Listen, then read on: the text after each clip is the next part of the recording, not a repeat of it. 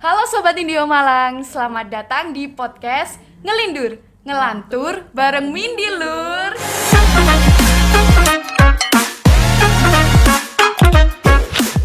Oke, baik. Tapi kali ini Mindy nggak ngelindur nih, nggak ngelantur juga. Dan hari ini karena memperingati Hari Perempuan Internasional, jadi kita akan bincang-bincang dengan kakak yang ada di sebelah saya dengan tema perempuan independen. Nah, sebelum lanjut ke pertanyaan-pertanyaan yang akan Mindy tanyakan nih buat kakak, mungkin kakaknya bisa perkenalan terlebih dahulu nih.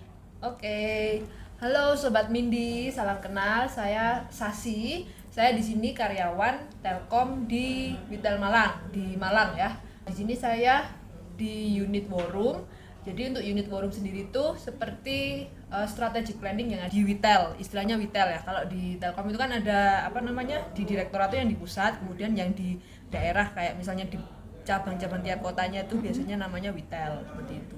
Oh, jadi yang mengatur strateginya gitu ya kak ya? Iya, kurang Oh lebih baik. seperti Wah, ini udah kelihatan ya teman-teman kalau kakaknya ini sebagai perempuan independen. Nah, mungkin untuk mempersingkat waktu kita langsung saja ya kak ya ke pertanyaannya, nggak apa-apa kan ini? Oke, Oke. boleh.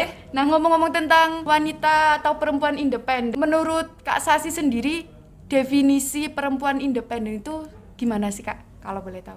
Kalau definisi perempuan independen itu rasanya perempuan independen itu terlalu sempit ya untuk dia bergantung pada satu definisi saja ya.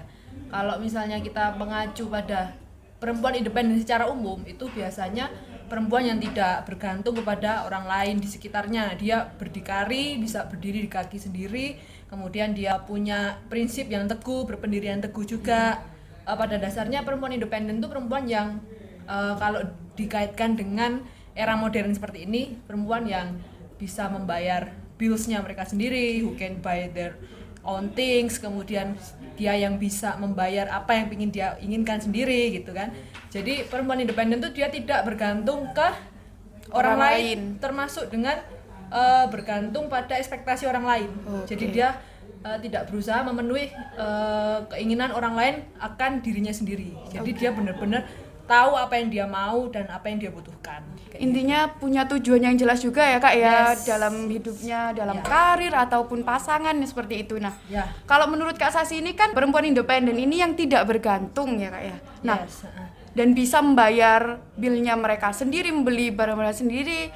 Nah, kalau bisa hidup mandiri di rumah, misal dia bisa masak sendiri, kemudian bisa nyapu-nyapu, bersih-bersih, apakah itu termasuk menurut kakak wanita independen? Iya. Menurutku sih bahkan untuk di hal yang seperti itu istilahnya pekerjaan domestik Rumah seperti tangga. itu ya, Oke. rumah tangga seperti itu juga dia bisa dikatakan sebagai wanita independen. Bahkan wanita independen itu tidak hanya berpaku pada sesuatu yang wanita karir seperti itu ya. Jadi sebenarnya ibu rumah tangga itu juga bisa dikatakan sebagai wanita yang independen selama hal itu tuh berdasarkan atas pilihannya dia sendiri. Jadi perempuan itu berhak memilih apa yang mereka inginkan, berhak memilih mereka ingin jadi apa.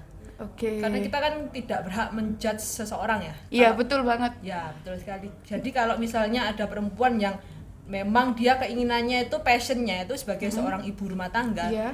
ya sudah, memang mungkin dia memang bagus di hal itu gitu loh. Iya. Dan tidak semua orang yang ibu rumah tangga itu bukan sosok perempuan yang independen juga gitu kan. Karena basically menjadi ibu rumah tangga itu bukan pekerjaan yang sangat mudah juga. Iya, betul banget. Gitu. Ada banyak hal, ada banyak kompleksitas di dalamnya yang kita bahkan sebagai perempuan wanita karir itu bahkan mungkin nggak mengerti gitu di dalamnya. Iya, betul banget. Jadi kita juga nggak bisa ya teman-teman nyepelein juga pekerjaan ibu rumah tangga itu nggak boleh seperti Nggak itu, boleh, nggak bisa. iya dong. Karena setiap orang kan juga punya tujuan dan keinginannya masing-masing seperti itu. Nah, ngomongin ketergantungan juga itu yang saya lihat nih kak ya. Kadang di TikTok, di sosial media lainnya, kalau perempuan independen tuh suka bilang, nggak tahu, aku nggak butuh cowok, aku nggak pengen nikah. Nah, apakah seperti itu kak? Kira-kira menurut kakak sendiri perempuan independen tuh butuh laki-laki nggak sih? Butuh pasangan nggak sih? Kalau kamu butuh laki-laki nggak? Ya kalau dibilang butuh, kadang butuh ya. Jadi gimana ya? Memang manusia ya, basically manusia nggak hanya perempuan aja. punya pola pikir yang macam-macam dan Betul. kita nggak bisa memaksakan apa yang kita anggap benar itu ke orang lain gitu loh. Apa yang misalnya kita anggap benar itu belum tentu menurut orang lain itu benar juga. Ketika kita merasa kayak kita nggak butuh laki-laki ya, kita mampu sendirian, kita mampu fight sampai akhir hayat, sampai mati ya sendirian gitu ya, kita mampu menghadapi hal itu, ya sudah, itu memang pilihannya dan itu pilihan wanita independen juga. Tapi ada orang atau perempuan yang merasa ingin ditemani laki-laki, dalam hal ini pasangan ya atau suami gitu, ya itu juga sah-sah saja selama dalam ikatan pernikahan itu atau hubungan mereka itu mereka tidak dibelenggu dalam suatu budaya yang patriarkis atau dibelenggu dalam suatu budaya yang kuno, konvensional, yang memaksakan perempuan untuk membatasi kebebasan mereka. Nah, itu baru yang harus saat ini harus disadari oleh para teman-teman atau orang-orang atau laki-laki dan perempuan juga, bahwa hal-hal seperti itu yang membatasi atau membelenggu perempuan itu tidak baik dan seharusnya di era modern seperti ini sudah nggak ada hal-hal kayak gitu lagi ya. Iya.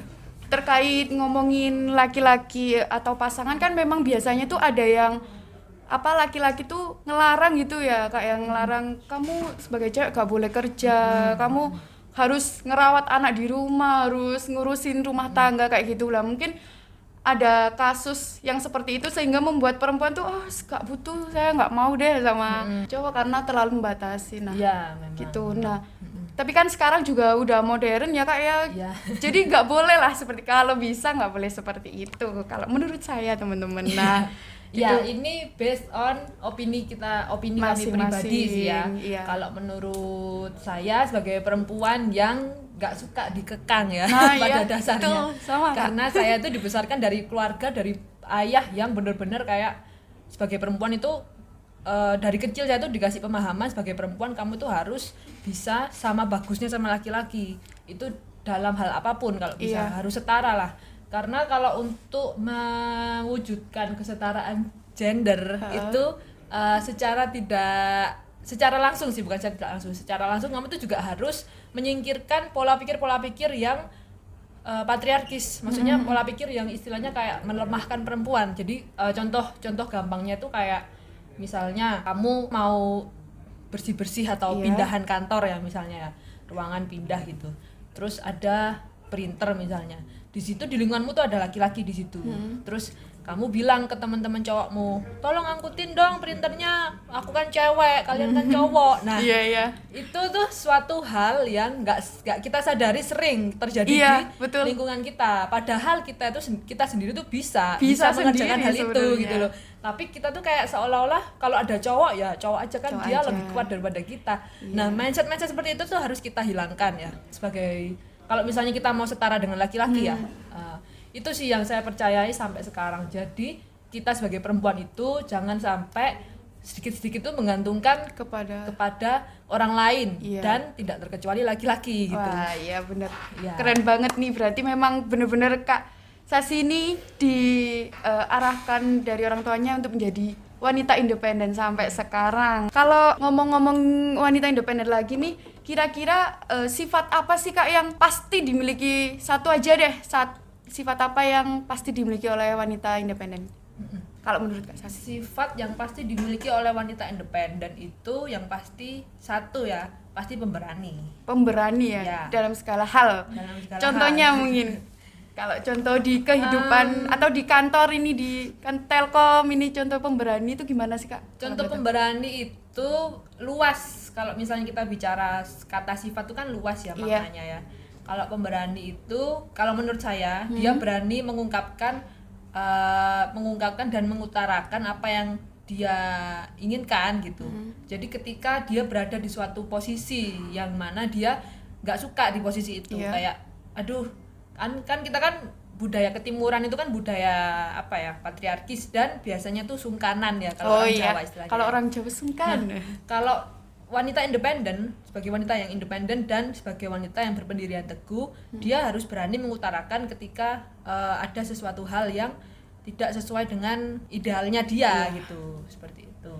Maksudnya pemberani bisa di situ juga, atau bisa juga kamu berani belajar hal-hal baru yang umumnya bukan hal-hal yang biasa dilakukan cewek. Misalnya kalau laki-laki ini kita bicara hal-hal yang dipahami oleh masyarakat secara umum ya. Kalau laki-laki itu kan sukanya olahraga yang ekstrim ya. Iya. Memang kalau kita di cabang olahraga ekstrim kan pasti sebagian besar laki-laki.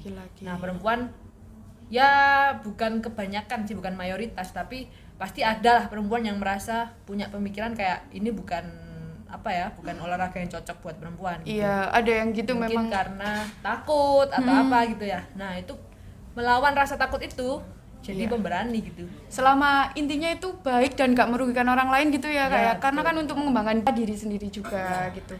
Agar kayaknya kalau kayak gitu lebih agar tidak disepelekan juga ya kayak sama orang lain, sama laki-laki ya kayak gitu. Karena memang ada teman-teman yang kayak kamu cewek masa kayak gini sih, kamu bisa tak kayak nyepelin kayak gitu, padahal ya kita bisa-bisa aja gitu. Mungkin ngomongin perempuan independen juga, nah kira-kira Kak Sasi ini ada nggak sih figur inspirasi gitu, apa yang menginspirasi kakak dan beliau sebagai yang kakak lihat itu beliau sebagai ini wanita independen banget harus dicontoh gitu, kayak gitu, ada nggak?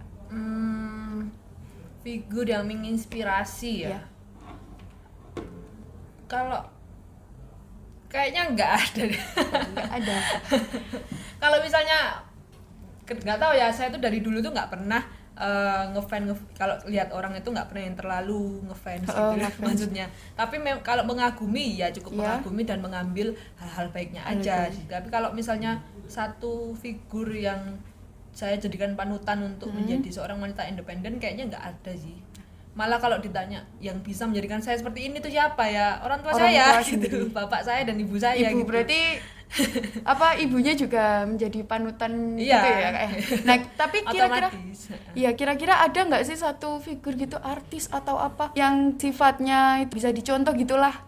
Bukan inspirasi ya, lebih ke misalnya saya suka Agnes Monica, wah ini orangnya semangat gitu bernyanyi untuk ke ranah internasional, dia jadi sukses kayak gitu, dia semangat kayak gitu, ada nggak sih Kak? Contohnya satu aja gitu, atau menteri siapa gitu. Siapa ya? Kalau artis kayaknya enggak ada juga karena enggak ngerti juga di kehidupan nyatanya mereka kayak gimana ya. Cuman ya memang saya mengagumi orang-orang kayak Malala Yousafzai. Dia tuh aktivis dari Pakistan kalau nggak salah ya. Jadi terus dia tuh menyuarakan tentang pentingnya pendidikan bagi perempuan-perempuan di Taliban. Di sana itu kan perempuannya itu kan diopresi ya, maksudnya ditekan nggak boleh sekolah supaya ya begitulah lah. Budaya patriarkinya di sana begitu kental sampai sekarang kan gitu. Terus dia tuh aktivis supaya perempuan-perempuan di sana itu bisa sekolah dan bisa berdikari gitu. Oke. Wah, keren nih. Sangat menginspirasi. Karena itu tadi balik lagi ke pembicaranya tadi ya. Kak, beliau berani gitu ya menyuarakan, berani menentang. Itu dia sampai pernah ketembak juga loh waktu itu. Jadi kayak oleh pemerintah sana gitu Kak, atau teroris sebenarnya. Jadi saya kan sempat baca bukunya kan. Terus buku biografinya gitu. Jadi dia sempat ketembak juga waktu berusaha untuk tetap mempertahankan supaya perempuan-perempuan di sana tuh bisa sekolah, belajar, bisa sekolah gitu kan.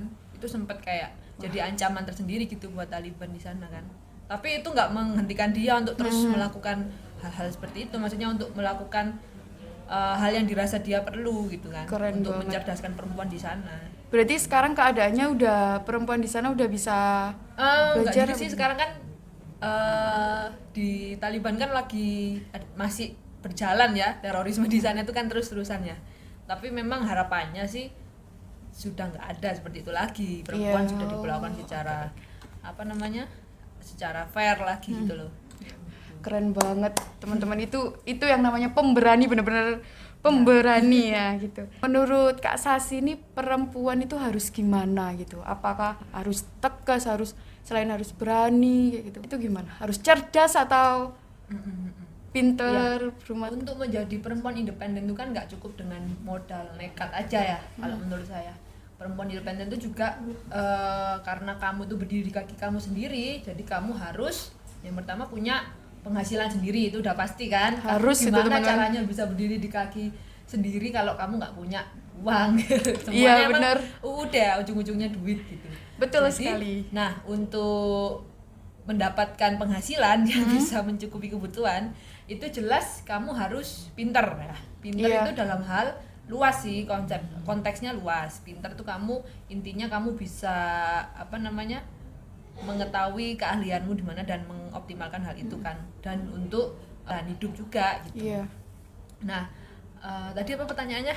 Untuk menjadi Perempuan itu harus gimana menurut oh iya, yaitu jadi secara umum untuk menjadi seorang yang independen, perempuan itu memang harus memiliki wawasan yang luas. Jelas itu. Iya.